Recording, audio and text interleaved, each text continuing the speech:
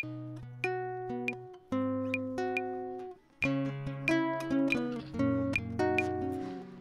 vous salue tous dans le nom de Jésus. Bonjour. Que Dieu vous bénisse.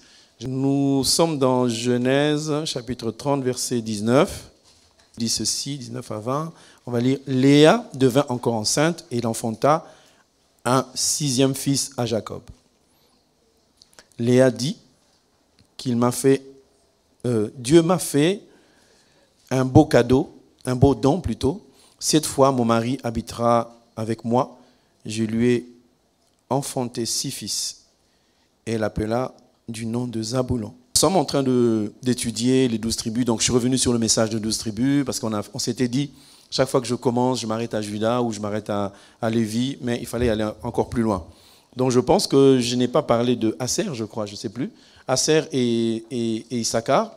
J'ai sauté directement parce que je suis arrivé à Zaboulon. Je reviendrai peut-être sur Issachar plus tard parce que je trouvais que par rapport à la doctrine, parce qu'il faut qu'on étudie les 12, par rapport à la doctrine, par rapport à la pierre de Zaboulon, il y avait quelque chose de très important qui nous ouvriront des portes d'un certain travail.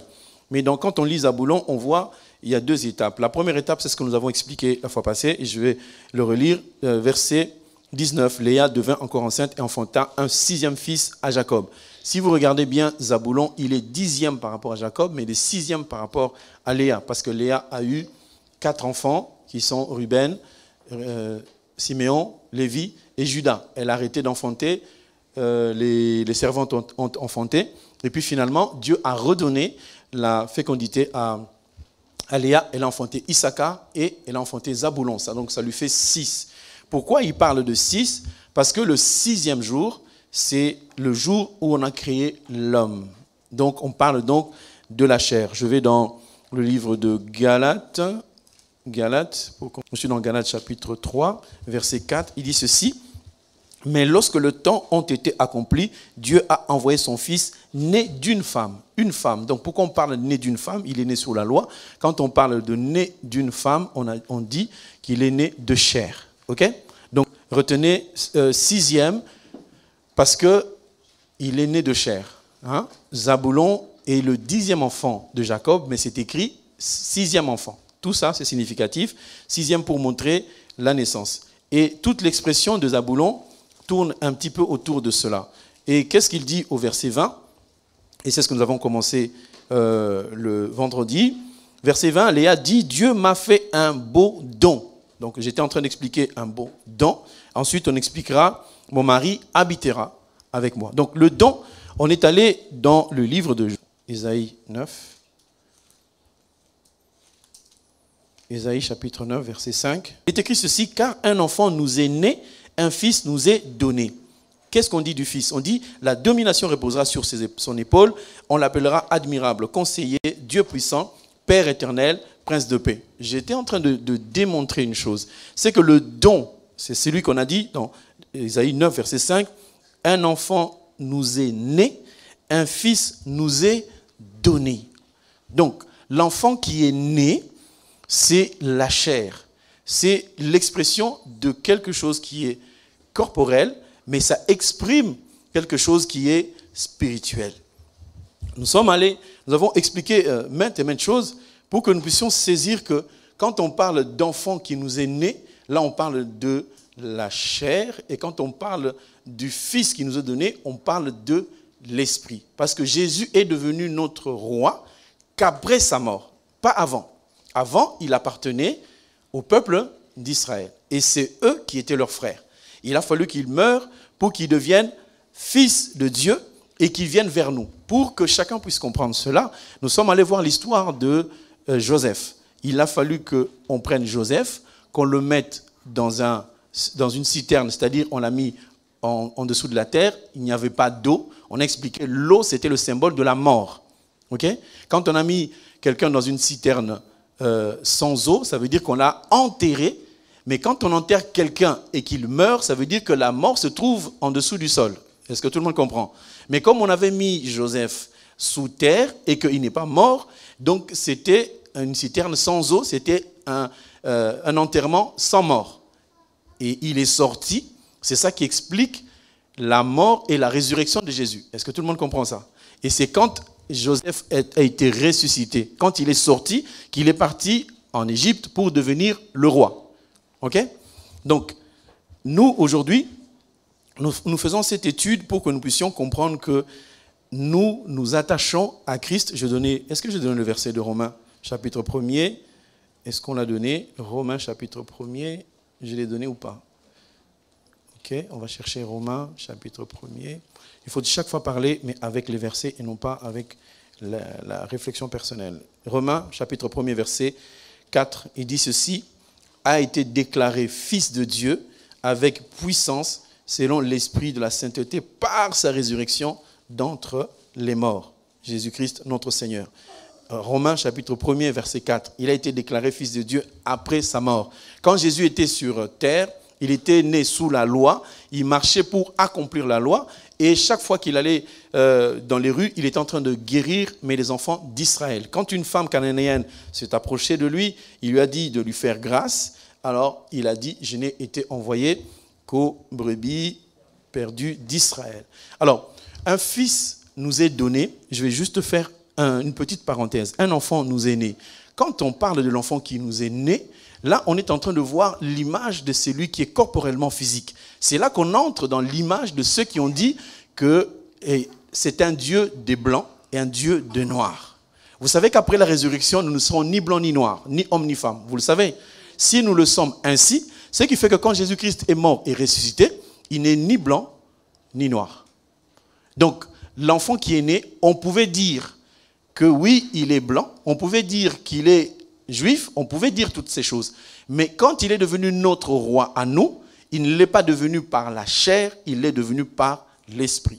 Si aujourd'hui nous demandons aux bien-aimés, nous les conseillons de ne pas célébrer la Noël, parce que la Noël concerne la chair. Et nous sommes en esprit. Aujourd'hui, même corporellement, on ne peut pas identifier la date exacte de la naissance de Christ. Il ne pouvait pas naître à une date bien précise. Et je dis même que le jour de sa naissance, personne n'a vu. Parce qu'il y avait des bergers, ils ne pouvaient pas assister. Joseph ne pouvait pas assister. Marie a accouché toute seule. Comment elle arrive à accoucher toute seule? Parce qu'entre elle et Jésus, il n'y avait pas de cordon ombilical. Il ne pouvait pas y en avoir. S'il y en avait, on en aurait parlé. Pourquoi il n'y a pas de cordon ombilical? Parce que par le cordon ombilical, la mère communique son sang à son fils. N'est-ce pas? Quand Jésus est venu, on a écrit dans le livre d'Hébreux qu'il avait le sang animé d'un esprit éternel. Est-ce que Marie avait un sang comme ça? Non. Donc Jésus était venu avec son propre sang. Donc il mangeait par lui-même. Vous avez déjà entendu parler de ce qu'on appelle le narcisse de Saron? Narcisse de Saron, c'est une plante qui, même si tu la plantes dans le désert, elle n'a pas besoin d'eau. Elle se suffit en elle-même, elle grandit par elle-même, elle croît par elle-même. Donc c'est ça, Jésus, quand il vient, il a l'aide de personne. Mais il est dans le ventre d'une mère pour qu'il naisse en forme humaine, mais en lui se trouvait toute la divinité du ciel et de la terre. Alors, il y a une grosse parenthèse que j'ai envie de faire, parce qu'au niveau de Zaboulon, nous sommes en train de parler de la divinité de Jésus-Christ. Si quelqu'un est en train de prier, lorsque tu n'identifies pas la personne pour laquelle tu pries, là où tournent tes regards par la prière, si tu trouves qu'il est humain, que tu dis « il n'y arrivera pas », eh bien ta prière ne sera jamais entendue. Si j'ai envie de parler de cette divinité par rapport à la création, c'est pour que nous puissions comprendre que Jésus, ce n'est pas un homme. Jésus, c'est l'immensité de la grandeur qu'on ne peut même pas concevoir. Et s'il est tellement grand, tellement puissant, c'est que ta prière ne doit plus être des complaintes. Seigneur, pourquoi moi, Seigneur, qu'est-ce qui m'arrive? Mais tu dois comprendre qu'en déclarant simplement que je suis un enfant de Dieu, tu appelles à l'existence des choses qui n'existaient pas. Parce que Dieu a mis cela en toi. Tu as reçu sa parole. Lorsque sa parole rentre en toi, elle ne rentre pas physiquement. Elle entre par l'oreille, mais elle devient esprit en toi. La parole est esprit en toi. Quand tu parles maintenant, ce sont les esprits qui entendent. Et les esprits écoutent et exécutent ce que tu es en train de dire. Parce que la maladie aussi, c'est un esprit qui entre dans l'homme. Vous avez vu quelqu'un qui bouge, qui a un problème, il va chez les médecins, on ne voit pas la maladie, il fait des scanners, on ne voit rien, mais la personne elle souffre. C'est un esprit qui est rentré. Et maintenant, nous, en tant qu'enfants de Dieu, nous avons l'esprit supérieur qui est en nous, parce que nous avons reçu Christ. Lorsque tu dis, démon, sors, il t'entend et il sort. Est-ce que quelqu'un comprend ça? Bien-aimé, tu ne peux pas imaginer le pouvoir que nous avons reçu parce que nous avons reçu Jésus-Christ. Et ce qui m'étonne, c'est de voir les enfants de Dieu pleurant tous les jours. Si tu es malade, c'est normal. Si tu as un souci, c'est normal. Mais ce souci-là n'est pas éternel. Ce problème-là ne sera jamais éternel. Je ne sais pas comment Dieu va le résoudre. Je ne sais pas quand il va le faire. Mais il le fera certainement. Tout ce qui arrive dans notre vie, c'est temporaire. Il n'y a que la parole qui est éternelle. Et nous avons ce pouvoir. Alors, lorsqu'on parle de l'enfant qui est né, est-ce qu'on peut aller dans Jean chapitre 1er? J'ai envie de parler du Créateur. Jean chapitre 1er, verset 1er. J'ai envie d'enlever aussi cette hérésie, enfin, pas cette hérésie, mais cette diminution qu'on fait de Dieu. Jean chapitre 1er, verset 1er, il est écrit ceci. Au commencement était la parole. La parole était avec Dieu et la parole était Dieu. Souvent, c'est avec là. La parole était avec Dieu qui nous met une confusion. Est-ce que vous êtes là? Amen, amen.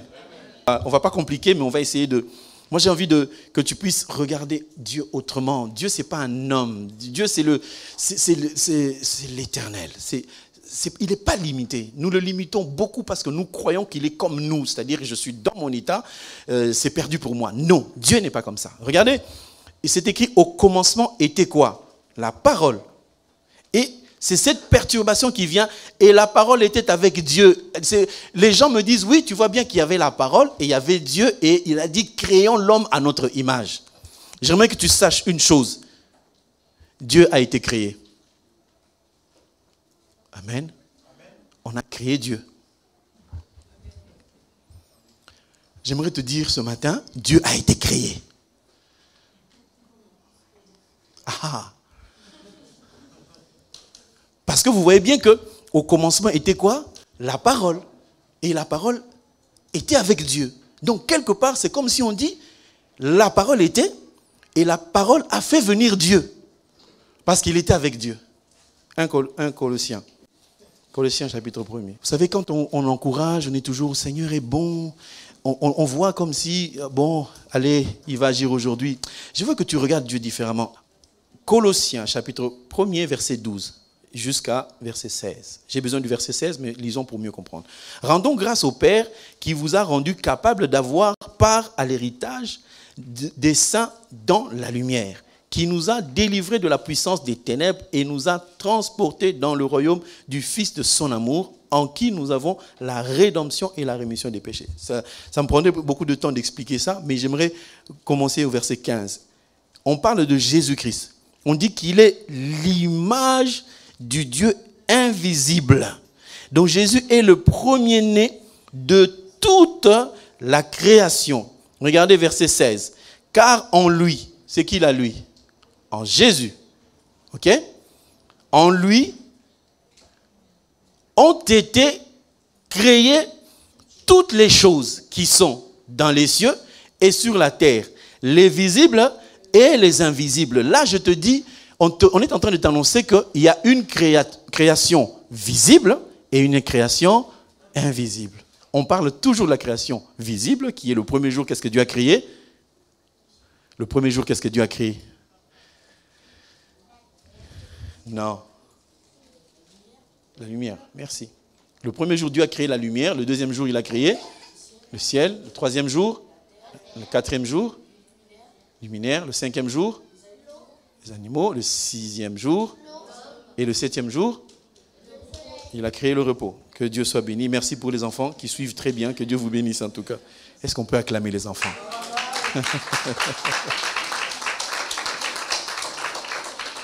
Ça fait du bien de voir les enfants, ils connaissent. Oh là là. On va encore accentuer chez les enfants, on va leur enseigner. Comme ça, quand ils viendront parmi les grands, le papa va regarder. Toi, tu sais tout ça d'où, toi? Hein? Que Dieu bénisse vraiment les enfants. On aura une église extraordinaire les années à venir.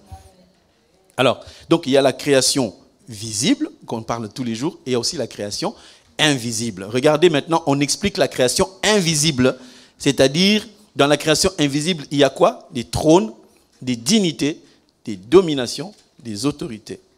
Tout a été créé par lui. Amen, amen, amen. Donc, Si Dieu est assis sur son trône, Apocalypse chapitre 4, ça veut dire que le trône a été créé. Si on a créé le trône, donc on a aussi créé Dieu. Alléluia. Dieu a été créé. C'est Jésus qui a créé Dieu. Parce que Jésus, c'est la parole. J'aimerais pas te compliquer. J'aimerais que tu comprennes que Dieu, le mot Dieu, c'est l'objet d'adoration. Au début, on ne l'appelait pas Dieu parce qu'il n'y avait personne pour l'adorer. On l'appelait l'Éternel. C'est dans l'éternité qu'il était. Il est toujours dans l'éternité passée, dans l'éternité à venir. Donc, pour qu'il soit adoré, il a fallu qu'on crée un trône sur lequel il va s'asseoir. Mais c'est toujours la même personne. Maintenant, on a créé l'objet d'adoration parce que celui qui devait l'adorer devait se retrouver sur terre et dans le ciel. Donc, quand on dit qu'au commencement était la parole, c'est la parole qui a tout créé. Cette parole s'appelle Jésus-Christ. Maintenant, la parole crée le moyen d'adoration qui s'appelle Dieu. Donc, on met Dieu sur le trône. Sinon, regardez, prenons l'exemple de Deutéronome 6, 14, qui parle. Il dit, vous n'irez point auprès d'autres dieux, d'entre les dieux des peuples qui sont tout autour de vous. Donc, on parle d'autres dieux. Ça veut dire que Dieu, le Créateur, il reconnaît qu'il y a d'autres dieux. Ça va ou ça ne va pas? Mais là où j'aimerais t'amener quelque part pour comprendre que le Créateur, qui au commencement s'appelait l'Éternel et qui normalement s'appelle Jésus-Christ, a créé l'être d'adoration qui est Dieu et il est Dieu par lui-même. Maintenant, il dit qu'il y a d'autres dieux. Alors, s'il est le Créateur, pourquoi il doit appeler les autres dieux si ce n'est pas lui qui a créé la fonction de Dieu pour que les autres copient? Il faut que les autres copient parce qu'il est le lion de la tribu de Juda. Lui, il devient aussi lion qui cherche à dévorer. Est-ce que tout le monde comprend ça? Donc, s'il est Dieu dans l'éternité, normalement, il doit s'appeler l'unique véritable éternel. Donc, les autres s'appellent des dieux, mais lui s'appelle l'Éternel. Il n'y a qu'un seul qui est éternel, c'est Jésus-Christ. Je sens qu'on a largué beaucoup de gens. Vous êtes toujours habitués à dire que Dieu, c'est le seul qui existe. Oui, Dieu, il est Dieu parce que c'est une fonction où on doit être adoré. Dieu, c'est un nom commun qui est donné à tout être, tout objet, tout concept qui est adorable. Si quelqu'un aime s'habiller, l'habillement est un Dieu pour lui. Mais ce n'est pas l'Éternel. Vous comprenez ou pas? Si quelqu'un aime manger, ben la nourriture c'est un Dieu pour lui. Mais ce n'est pas l'Éternel. Donc toute chose peut être appelée Dieu. Vous regardez les Indiens, les vaches sont des dieux, non? Ils ont des vaches, des singes, même des souris que nous on écrase, ils ont des souris qui sont des dieux. Donc si toutes ces choses-là sur terre, on les appelle dieux, est-ce qu'on peut les comparer avec le Créateur? Non, c'est qu'ils ont copié ce que Dieu a fait en disant que l'être suprême c'est Dieu. Mais maintenant tu dois comprendre que l'être suprême c'est l'Éternel d'abord. Mais il a fait qu'il soit Dieu pour être adoré. S'il n'y avait pas l'adoration, on ne l'aurait pas appelé Dieu, on continue à l'appeler l'Éternel.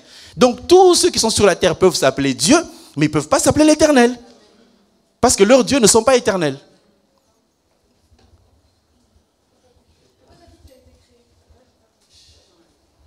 Ah, ce qui vous gêne, c'est la création. C'est comme si on appelle quelqu'un par ce grade-là. Aujourd'hui, tu es une jeune fille, tu n'es pas maman. Mais un jour, quelqu'un t'appellera maman. Maman est créée par l'enfant qui vient de naître.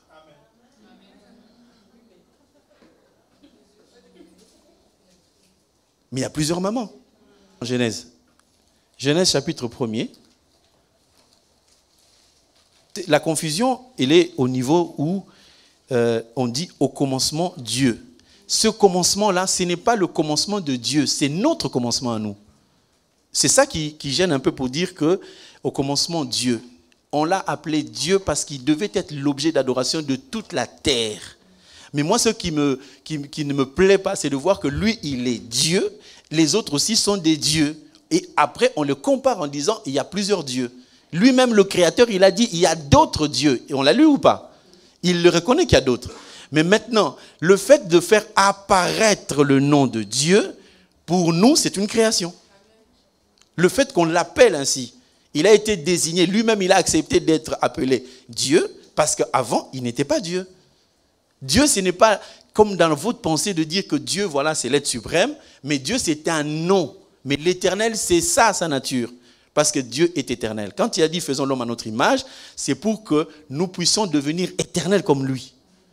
Pas que nous puissions avoir des membres comme lui. Parce que Dieu n'a ni membres, il n'a ni main ni pied. C'est dans l'esprit. Je vous amène à la dimension d'arrêter de croire que Dieu est limité. Quand tu as un problème, tu es malade, tu te dis, mais je vais appeler le médecin, j'ai encore mal, je vais appeler un tel, j'aimerais que tu comprennes que ce Dieu-là est un Dieu éternel, et lorsqu'on l'adore en tant que Dieu, il le reçoit comme le Dieu créateur. Mais avant qu'il soit Dieu qu'on doit adorer, il était l'éternel, et il restera éternellement. Parce que le monde, quand il va se terminer, on ne l'appellera plus Dieu. Amen, amen.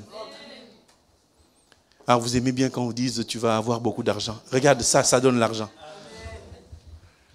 J'aimerais que tu changes ta façon de voir Dieu. Tu vois toujours Dieu dans oui, mais j'ai pas ça, j'arrive pas, je peux pas. Mais Dieu n'est pas dans cet état-là. Dieu, il est dans l'état où si tu acceptes qu'il est un Dieu des cas impossibles, tu comprends qu'il est dans une dimension très grande. Et tu prends cette nature-là. J'aimerais que tu quittes la nature de Dieu qui est là, mais que tu entres dans la nature de celui qui est éternel.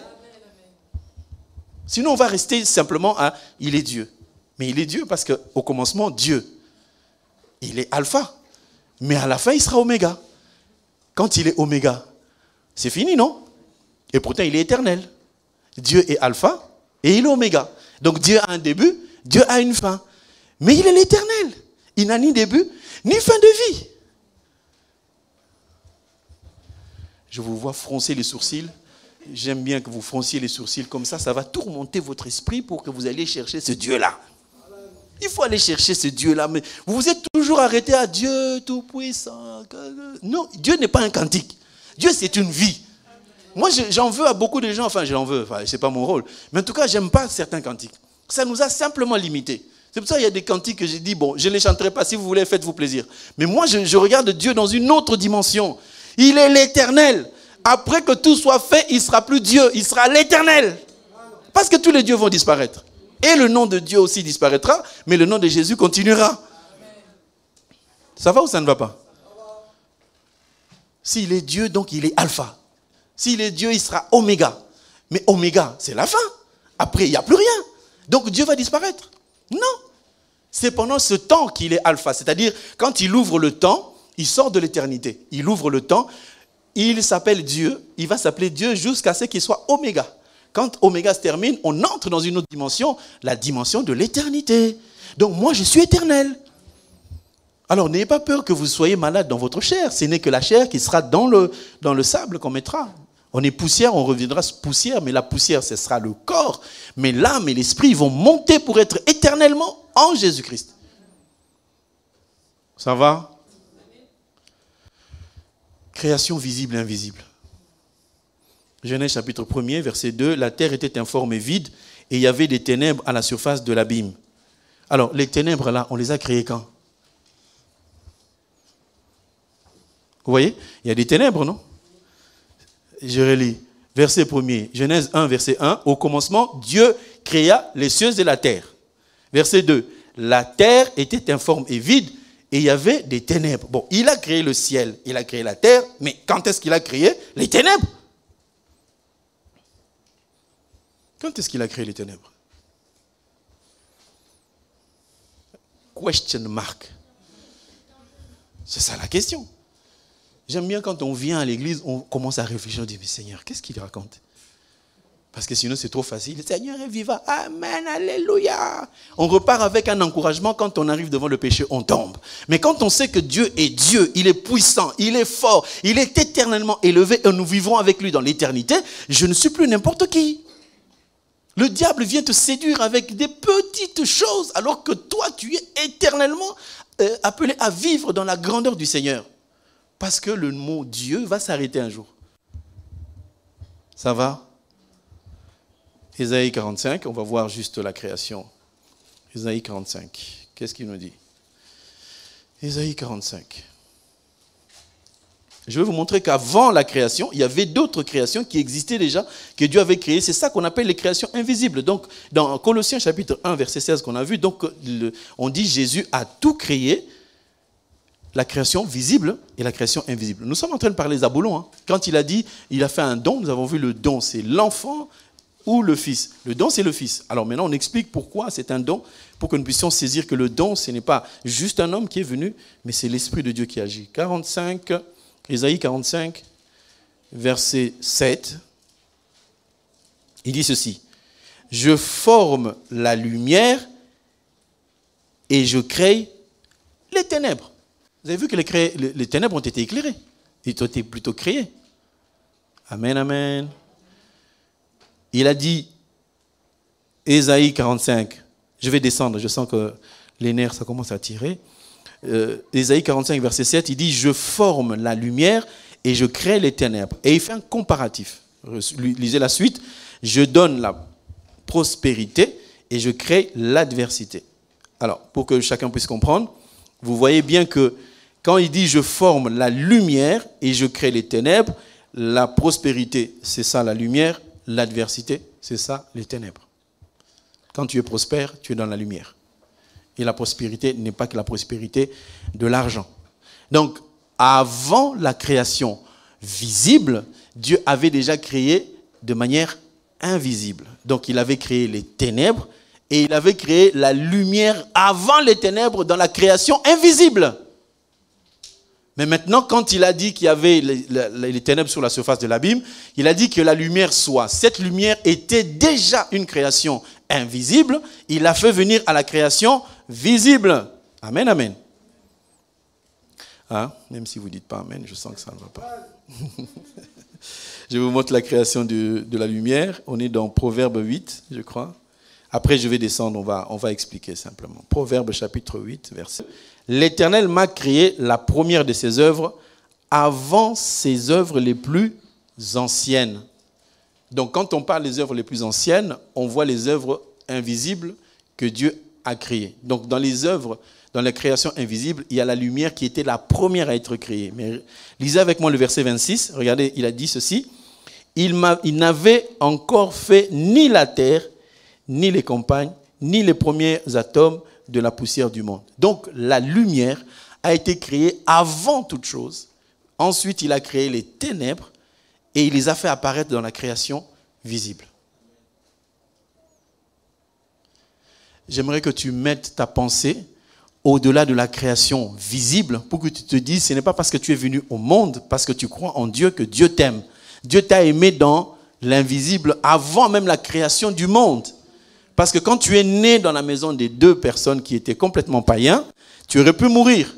Mais personne n'intercédait parce que la Bible dit que si un père ou une mère est en Christ, l'enfant est sanctifié, protégé. Mais chez toi ou chez moi, les parents, les deux ne priaient pas. Comment ça se fait que toi tu pries? Amen. Pour ceux qui ont deux parents qui prient, gloire à Dieu. Mais pour ceux qui n'ont aucun des parents qui priaient, qu'est-ce que tu as donné à Dieu pour qu'aujourd'hui tu l'aimes autant? Et même que ces parents-là te disent, tu exagères. Amen. Tu ne trouves pas que c'est une grâce? Nous, aujourd'hui, nous avons la grâce. Nos enfants sont nés dans la parole. Ils vont croître dans la parole. On dira c'est normal parce qu'ils sont des enfants nés dans notre maison. Mais nous qui sommes nés dans des maisons où ni père, ni mère, ni même un frère qui priait. Parmi les 10 garçons qui étaient à la maison, personne ne priait. Dieu te prend, il fait de toi serviteur de Dieu. N'est-ce pas une grâce? Je descends pour dire ceci. Quand on dit un enfant nous est né, regardez comment les gens s'attachent aux choses matérielles. Regardez comment les gens célèbrent le matériel. Regardez comment les gens, à chaque chose qui est charnelle, tout le monde s'en tient. C'est une maladie grave. Vous voyez? On s'arrête à cette torpeur, vous comprenez le mot torpeur? Cette crainte. Je n'ai pas dit de minimiser le corona, on s'en fiche. Non, de dire que oui, c'est quelque chose de grand. C'est quelque chose de puissant qui est en face de nous. Mais nous avons la puissance qui dépasse cette chose-là. Parce que tu dois quitter la création visible, te dire qu'il y a une création invisible. Avant que je ne sois, j'étais d'abord invisible. Dieu a fait apparaître quelque chose qui devient visible. Donc je suis utile entre les mains du Seigneur. Est-ce que quelqu'un peut comprendre ça? J'aimerais que tu saches que quoi que ce soit qui arrive dans ta vie, tu as la victoire. Parce que tu viens de l'invisible, on t'a fait apparaître. Si tu viens dans le visible, c'est que tu dois rendre possible ce qui est impossible aussi. Sauf que nous pleurons beaucoup. C'est quand on pleure qu'on rentre dans la chair. Ça va? Donc, la pensée maintenant du Fils. Le Fils nous amène dans la dimension de comprendre ce que nous sommes en train d'expliquer. Parce que si tu ne reviens pas au commencement, tu ne comprendras pas. Généralement, quand on pose la question à Jésus, est-ce qu'on doit divorcer? Est-ce qu'on doit faire ceci? Jésus disait au commencement. C'est-à-dire, on retourne au commencement pour comprendre c'était comment, qu'est-ce que Dieu a établi. Dès le commencement, Adam ne devait pas mourir. On est d'accord ou pas? Il dit, si tu touches à cet arbre, ben, tu mourras. Ça veut dire que dans le jardin, il n'y avait pas de mort. Et moi, je crois que la parole de Dieu, c'est le jardin d'Éden. Non, je ne mourrai pas, je vivrai. Ce n'est pas une parole jetée en l'air, parce que dans le jardin d'Éden, on ne devait pas mourir. Et aujourd'hui, si on peut mourir dans la chair, mais dans l'esprit, on ne mourra pas. On appartient à l'Éternel. J'aimerais dire à quelqu'un aujourd'hui, lorsque tu ressens les choses, tu dis simplement, les choses que je ressens là, c'est un enfant nous est né, moi je suis dans le Fils. Parce que tout ce qui est de l'enfant, ça va partir. C'est que charnel. C'est quand tu minimises quelque chose qui n'a plus de valeur. Regarde un enfant qui dérange, qui fait trop de bruit. Tu t'en occupes pas. Il va se taire. Il va dormir. Bon, tu peux t'en occuper autrement. Hein. Paf. C'est aussi une façon de s'en occuper. Mais lorsque tu ressasses la chose qui te dérange, chaque jour, mais Seigneur, pourquoi ça ne part pas? Pourquoi ça ne part pas? Mais pourquoi tu dis que ça ne part pas? Qui doit le chasser? Amen. Les soucis qu'il y a dans ta vie, tu attends qui pour que ça parte? Dieu, il est au ciel, il lève les mains. Mais je fais quoi? Qu'est-ce que je ne t'ai pas donné pour que ça parte? Je t'ai tout donné. À la croix, j'ai tout accompli. Dieu, des fois, on va, Seigneur, donne-moi, Seigneur. Tu avais dit qu'on vienne vers toi. J'avais dit ça, oui. Mais je t'ai donné. Qu'est-ce que tu n'as pas? Dieu t'a donné. Parce que tu viens de l'invisible avec tout ce qui était nécessaire pour que tu vives sur la terre. Un fils nous est donné. Mais il a fallu qu'il meure. Donc, si on veut comprendre la dimension du Seigneur, il faut qu'on meure à soi-même. Que ton moi meure.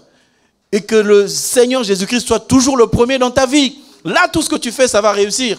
Parce que chaque chose que tu es en train de faire, tu cherches ta position à toi. Ça me fait mal. Moi, j'aime pas qu'on me dise ça. Moi, j'aime pas faire ceci. L'honnêteté, c'est de dire, Seigneur, je suis faible. C'est lui qui a Christ, il dit, je suis faible. Aide-moi à parvenir à ce que tu veux que je fasse. Nous sommes toujours en train de chercher ce que nous voulons. Mais moi, je me rends compte que ce n'est pas moi qui me suis créé. Je me rends compte que quelqu'un m'a dit, je te crée et je te mets sur la terre. À cette personne, je demande, qu'est-ce que tu veux que je fasse pour toi? Quand j'aurai fini de faire ce qu'il m'a demandé, alors je ferai ce qui me plaira. Mais pour l'instant, si je me sens malade, je dirai, ma maladie, je m'en fiche, ce n'est pas mon problème. Dis-moi, qu'est-ce que je dois faire? Lève-toi, va à tel endroit. Malgré ma maladie, je me lève, j'y vais, parce que c'est lui qui m'a créé, m'a donné l'ordre d'y aller. Et en marchant pour aller là où il m'a envoyé, la maladie ne m'accompagnera pas. Le bonheur et la grâce. Voilà. Le bonheur, c'est qui? C'est Jésus. La grâce, c'est qui? C'est Jésus. Fais ce que Dieu te demande. Le bonheur et la grâce vont. Mais voilà. Oh Seigneur, tu avais dit que le bonheur... Mais tu vas où? En train d'aller chercher ton copain. Le bonheur et la grâce vont... Tu es en train d'aller chercher une copine. Le bonheur et la grâce, c'est pas ça. Le bonheur et la grâce, c'est que tu demandes à Jésus, qu'est-ce que tu veux que je fasse? Qu'est-ce que tu veux que je devienne pour te rendre heureux, que tu sois dans la joie, là où tu es au ciel. Amen, amen. Qu'est-ce que Dieu aime? Seigneur, je t'adore. Qu'est-ce que Dieu aime manger? Seigneur, tu as vu comment je traîne. Qu'est-ce que Dieu aime manger? Donne-lui d'abord à manger. Quand il aura mangé, il sera content et il se retournera vers toi. Qu'est-ce que tu veux que je fasse pour toi? Toujours en train de pleurer. Seigneur, Seigneur, Seigneur, j'arrive plus. Seigneur, Seigneur, ma maladie. Cherche ce que Dieu aime. Qu'est-ce que Dieu aime? pense à la maman congolaise. Le fumboa, ça lui parle. Avec du piment. La chikwang. Quand tu mets ça sur la table, mon frère, ne t'inquiète pas. Tu auras tout ce que tu veux. Évite les fleurs et les chocolats. Mais quand tu vas voir une femme européenne, bien européanisée, tu lui amènes le fumboa. Berk. Vous mangez ça, vous? Pendant que toi, tu es en train de dire... Elle est dit, mais vous mangez avec les mains en plus. Qu'est-ce que Dieu aime manger? Dieu aime quelque chose de merveilleux. Toi, tu es en train de lui amener quelque chose de congolais. Non, frère. Cherche qu'est-ce que Dieu aime. Un fils nous est donné. En esprit. Dieu mange la foi. Amen. Sans la foi, nul ne peut lui être. Quand tu viens avec les soucis, Seigneur, j'ai des soucis. Mais pourquoi ça ne vient pas? Il ne mange pas ça. Ce sont des fleurs. Il n'aime pas. C'est amen ou c'est pas amen? Amen, amen. Ah là là là là. Lorsque je dis ça, c'est pour vous détendre un peu, parce que là, je sens que vous êtes un peu... des traits sont tirés. Il faut comprendre que Dieu aime qu'on lui fasse plaisir. Cherche ce qui fait plaisir à Dieu. Il y a quelque chose que Dieu n'aime pas manger, c'est le péché. Il n'aime pas. Il n'aime pas le péché. Mais il aime la foi. Tu vois vraiment que cette situation, elle est insoluble. On dit, la sœur Nani se retrouve dans l'hôpital, son cœur commence à s'arrêter. La débandade. Ah, Seigneur, elle ne partira pas. Moi, je crois qu'elle ne partira pas parce qu'il est écrit. J'étais aussi aux urgences. Le docteur qui me dit, ta fille ne survivra pas. Il dit quoi? Ah non, mais il y a 70% de chances qu'elle ne tienne pas le coup. Il dit, 70%, c'est vous qui avez calculé. Calcule, mon frère. Je respecte ta science, mais j'ai la mienne. Je suis allé devant la couveuse, j'ai mis ma main. Seigneur, toi, tu avais dit, et je sais que cet enfant sortira. On a dit, quand elle va sortir, elle aura des séquelles. Quelles séquelles? Avant qu'elle ne vienne sur la terre, Dieu avait déjà écrit. Dieu n'a jamais écrit la défaite en disant, toi, tu échoueras. Jamais. Il y aura des embûches. Il y aura quelques soucis. Mais j'appelle ça quelques soucis. Ça va se terminer. J'appartiens à Christ. J'ai la nature de Christ. Quand je me convertis, on dit à tous ceux qui l'ont reçu, à tous ceux qui croient en son nom, la parole lui donne le pouvoir. À l'origine, je m'appelle Kabongo. Ça, c'est un enfant, nous est né. Je ne suis plus ni Moulouba, ni Congolais, ni même Français. Je suis devenu citoyen du ciel. Donc, si Congolais bien naissant avait une certaine maladie, ça c'est son problème. Ça ne me concerne pas. Parce que je ne suis plus dans la chair. Je suis dans l'esprit. Un fils nous est donné. Ce qu'on m'a donné, ce n'est pas l'enfant. On m'a donné le fils. C'est l'esprit qu'on me donne. Et quand l'esprit vient, il change mon corps. Il change mes projets. Il transforme l'échec en victoire. Quand il est venu, il a trouvé de l'eau. L'eau est devenue du vin. Quand il arrive chez toi et trouve l'amertume devient la joie. Il change tout. Parce que c'est l'esprit qui vient. Ce n'est pas l'homme. Tu comprends? C'est lui qui a fait la lumière avant de faire la lumière. Il fait la lumière aujourd'hui. Il fait apparaître la lumière encore en toi. Donc Dieu n'est pas épuisé. Il a la capacité de faire encore. Quand on dit que Dieu m'a fait un don, tu dois comprendre que Dieu t'a donné la vie éternelle. Bien aimé, la vie éternelle, ce n'est pas simplement frère, je crois que je veux m'arrêter, je me marierai au ciel. Faux. Au ciel, il n'y a pas de mariage. C'est ping-pong ici.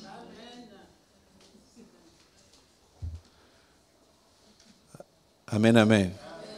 Vous aimez le mariage? C'est un témoignage de la présence de Dieu dans ta vie.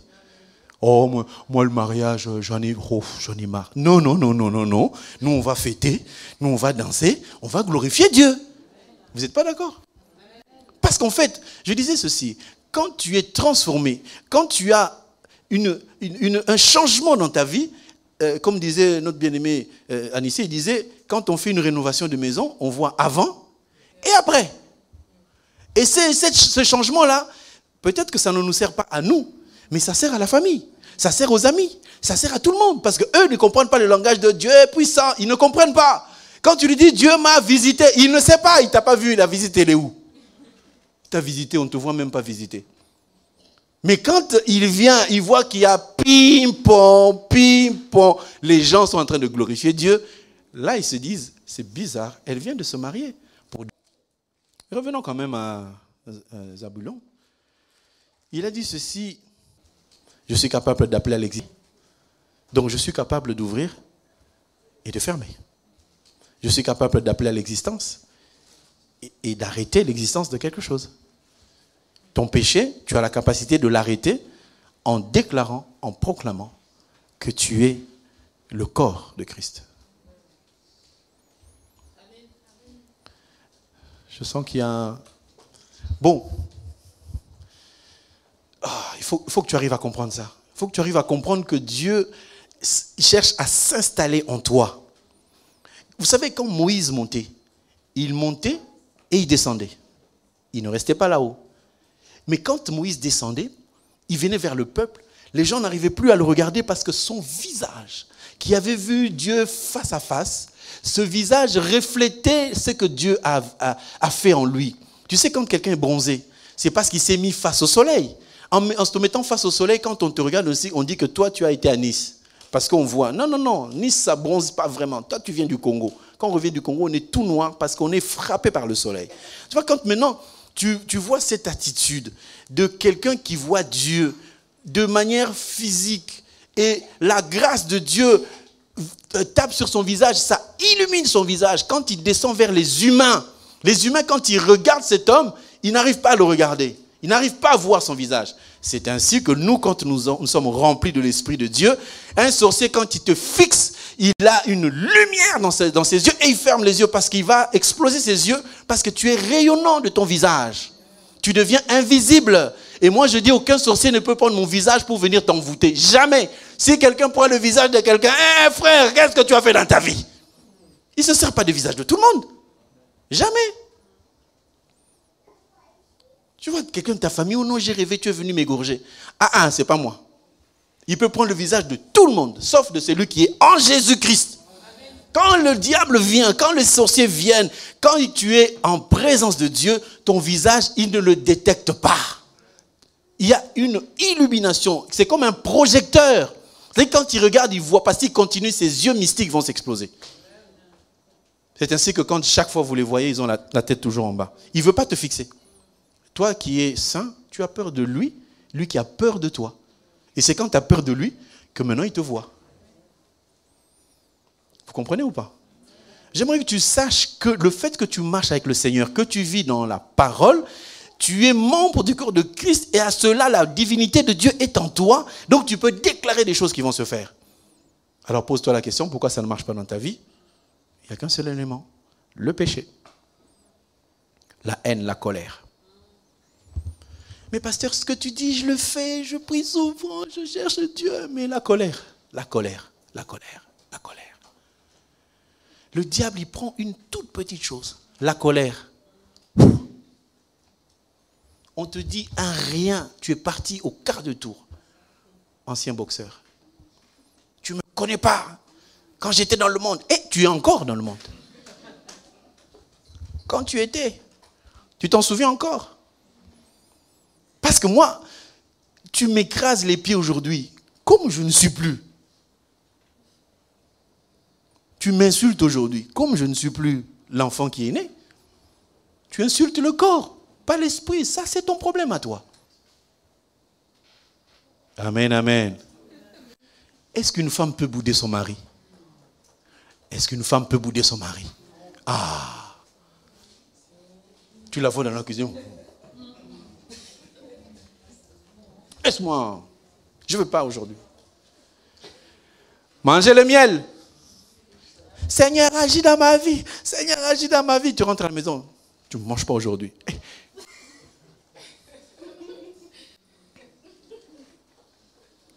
Quand elle est à l'église, Seigneur, Nzambe Nangai, elle pleure. Le frère qui regarde de loin, elle pleure, hein? Ce soir-là, on ne sait pas. On arrive à la maison, maman est... Maman est... Maintenant, tu veux que Dieu agisse, hein? Toi, tu es un démon, toi. C'est ton mari qui est démon. Donc, si moi, je suis démon, la Bible dit que les deux deviendront une seule, hein? C'est que toi, tu es quoi? Amen. Hey. Moitié, non? Toi, tu es un démon, toi. Tu empêches mes prières. Tu es démon. Comme nous sommes une seule chair. Toi, tu n'es pas démon. Moi, je suis démon. Non. Nous sommes ensemble. Bien-aimé frère, une sœur qui t'appelle démon. Tu as compris, non? Ah. Tu veux que Dieu fasse des grandes choses dans ta vie. Amen, amen. Tu veux des bonnes choses. Si Dieu dit, c'est lui qui a la foi comme un grain de sénévé, il va dire à cette montagne, déplace-toi. C'est écrit, oui ou non? C'est écrit, non? On doit déplacer les montagnes. Donc on doit changer la géographie du monde. Hein? Le Kilimandjaro, on veut qu'il soit à Marseille. Allez, au nom de Jésus-Christ. Les montagnes, ce sont les douleurs, les problèmes. Donc dans nos maisons, on ne doit pas trouver des montagnes, on doit trouver des surfaces planes parce que Dieu a plani les sentiers.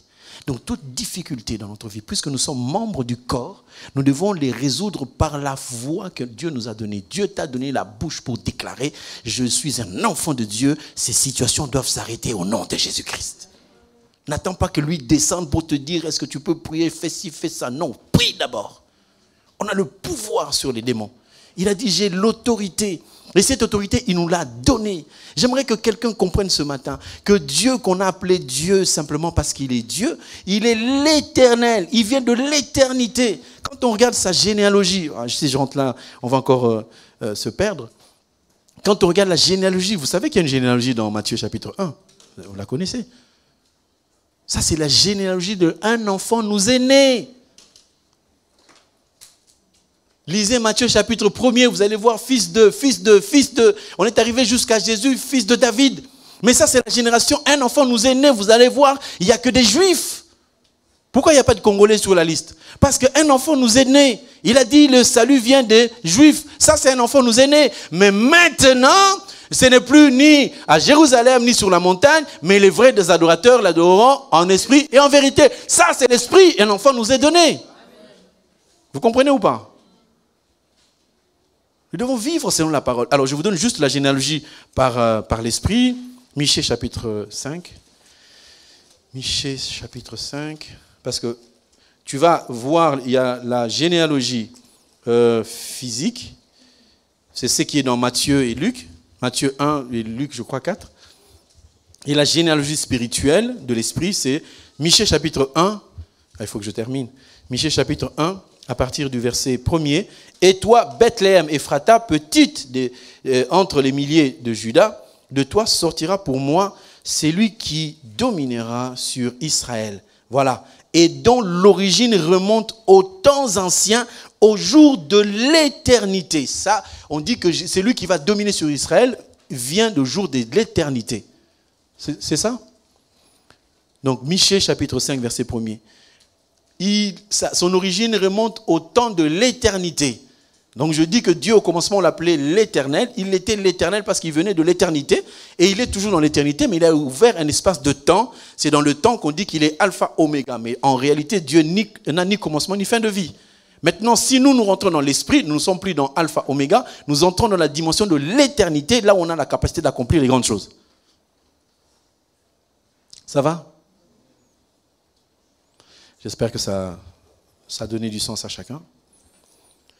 Voilà. Donc la pensée du Seigneur par rapport à Zaboulon, c'est de nous montrer que la plénitude est une habitation, de nous montrer que le don, c'est l'esprit que Dieu nous donne. Il nous donne aussi la vie éternelle, parce que je n'ai pas encore expliqué le don par rapport à la vie éternelle, mais que nous sachions que quand on parle de cet enfant Zaboulon, on fait allusion à la divinité de Dieu que nous devons comprendre. Alors, il y a des gens qui nous ont un peu embrouillés quand on ne connaissait pas Dieu. Ils nous ont dit, il y a Dieu le Père, Dieu le Fils, Dieu le Saint-Esprit. Il n'y a pas trois dieux, il n'y en a qu'un seul.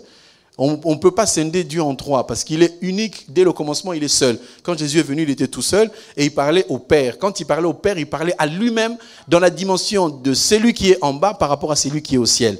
J'ai entendu un pasteur qui disait que quand Jésus était sur terre, le ciel était vide. Voilà. Comment le ciel peut-il être vide? Parce qu'il est Dieu. Genèse. Vous permettez 2 minutes, s'il vous plaît? Je sais que vous êtes fatigués. Et ce que je dis aujourd'hui, c'est un peu difficile. On est en Genèse chapitre 1er. Genèse 1er. Vous voyez bien que le verset 1 dit, au commencement, Dieu créa les cieux et la terre. Il n'a pas dit le ciel. Hein? Il a dit les cieux. Donc il y en a plusieurs. Okay? Que quelqu'un me cherche le verset qui dit les cieux ne peuvent le contenir rapidement. Comme ça, on va le donner. Et verset 6, Dieu dit qu'il y ait une étendue entre les eaux et qu'elle sépare les eaux d'avec les eaux. Dieu fit l'étendue et il sépara les eaux qui sont au-dessous de l'étendue d'avec les eaux qui sont au-dessus de l'étendue. Et cela fut ainsi. Dieu appela l'étendue ciel. Ainsi, il y eut un soir, il y eut un matin. Ce fut le second jour. Donc le deuxième jour, Dieu a fait le... Verset 20, Genèse 30, verset 20.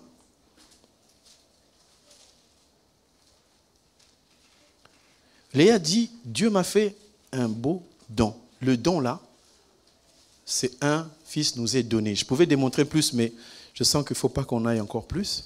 On va rester là. Et il dit, mon mari habitera avec moi, car je lui ai enfanté 6 fils. Il va habiter. On repart encore dans Colossiens, chapitre 1er. On continue parce que c'est l'explication de tout ce qu'on voit. Verset 18. On continue, c'était toujours Jésus-Christ. On a lu le verset 12, 13 et jusqu'à 15, 16. Là, je lis 17. Allez, on va lire 17. Il est avant toute chose et toute chose subsiste en lui. Donc rien n'a été fait sans Jésus-Christ. Il est avant que quoi que ce soit n'existe et toute chose subsiste en lui. Verset 18. Il est la tête du corps de l'Église. Il est le commencement et le premier-né d'entre les morts afin d'être en tout le premier. Je vais revenir sur ce verset, mais j'ai envie de lire le verset 19 qui dit ceci, car Dieu a voulu que toute la plénitude habitât en lui. Léa dit, maintenant mon mari habitera. Et on va dans Colossiens, on dit Jésus-Christ. Il y avait la plénitude qui habitait en lui. La plénitude. La totalité de la divinité de Dieu se trouve en Jésus-Christ. C'est ça, mon mari habitera. On a dit que Lévi, mon mari s'attachera. S'attacher ne signifie peut-être pas habiter. Tu peux être attaché à ta femme, mais elle est en France, toi tu es en Afrique. Tout le monde est d'accord. Vous êtes attaché par le lien du mariage. Mais habiter, c'est partager des moments dans un même lieu, dans une même condition. Maintenant, celui qui était attaché doit habiter. Donc Dieu est attaché au sacrifice. Dieu est attaché au culte, mais Dieu habite en Jésus-Christ. Maintenant, si nous croyons en Jésus, je reviens donc au verset 18, il est la tête du corps. Comme il est la tête du corps, le corps c'est le corps de l'Église, donc le corps, nous devenons le corps de Jésus parce qu'il nous associe à sa divinité pour que celui qui est dans le ciel habite en lui et en nous.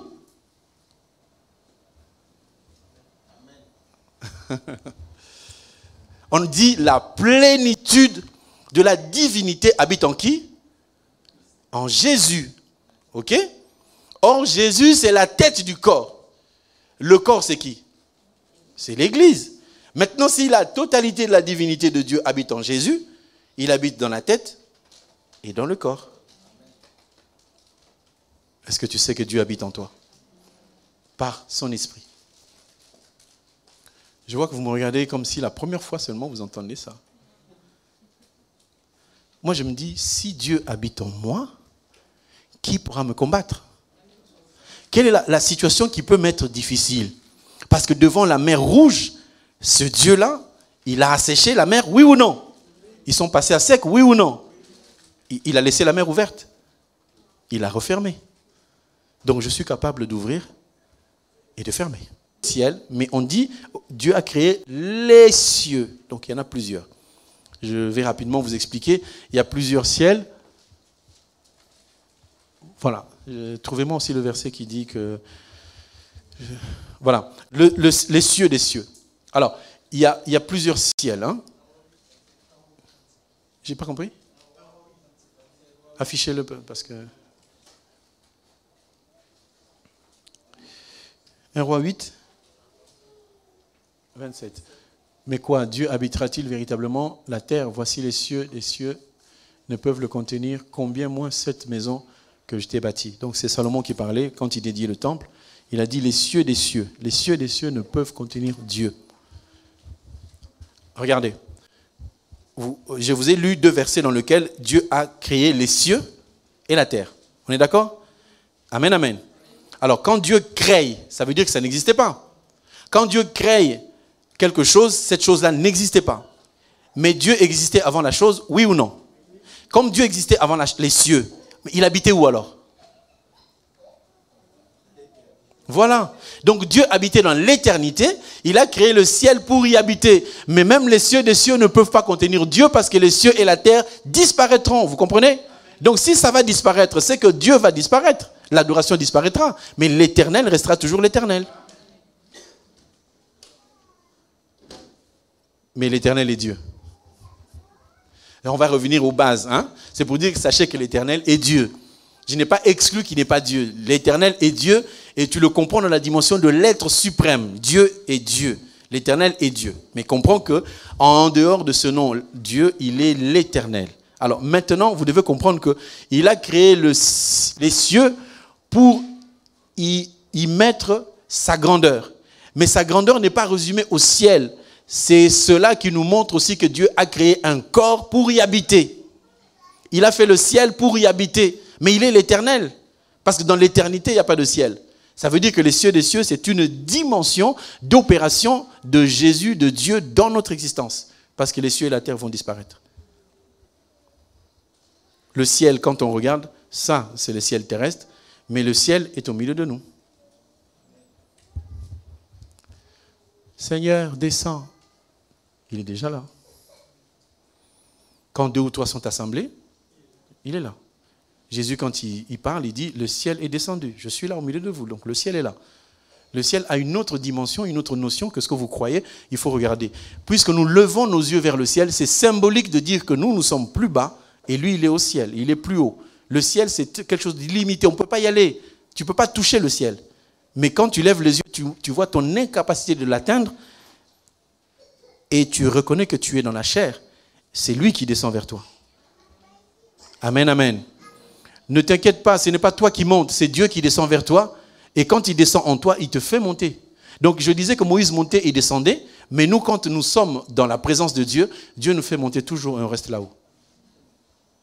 Nous habitons les cieux, même si notre corps est sur la terre. Réjouissez-vous, cieux et habitants. Nous sommes donc citoyens du ciel.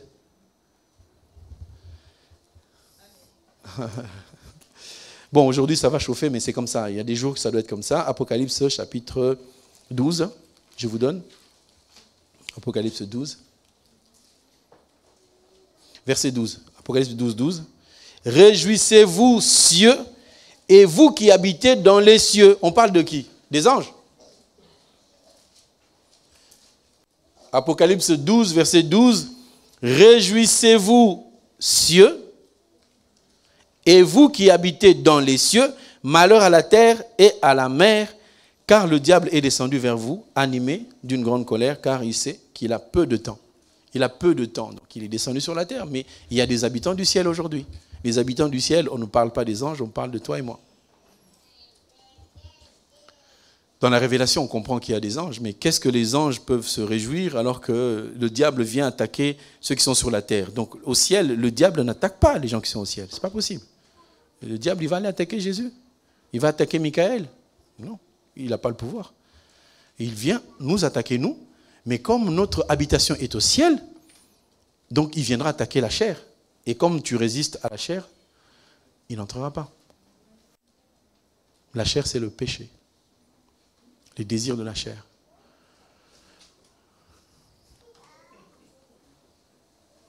Au nom de Jésus-Christ. Le match n'est pas joué. Frère, moi, je suis enfant de Dieu. Je peux chasser, détruire toutes les mauvaises œuvres de l'ennemi dans ma vie. L'ennemi ne peut pas écrire que je vais échouer. Ça, c'est lui qui parle.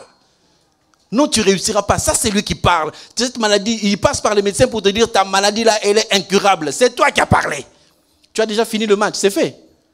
Le médecin, il a déjà tout dit. Dans 2 ans, tu vas mourir. Il dit, je viendrai te voir la 3e année. On va en parler. Parce que j'ai Christ en moi. Donc, marchons comme des enfants du ciel. Je n'ai pas dit de ne pas vous plaindre. Mais sachez que chaque fois que tu te plains, tu es en train de perdre. Chaque fois que tu te lamentes, tu es en train de perdre. Mais chaque fois que tu diras, je sais que c'est difficile, mais je vais m'en sortir au nom de... Mais alors, tu as le nom qui change tout. Ne vous apitoyez pas.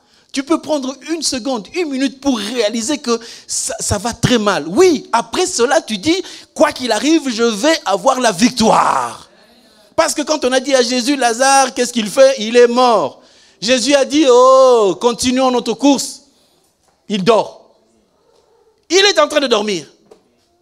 Je n'ai pas de mari, je ne m'en sors pas. Même si un mari t'abandonne. Ah, moi je dis, si j'étais une sœur, un mari m'abandonne. Mais je fais là-dedans, j'acclame, vas-y.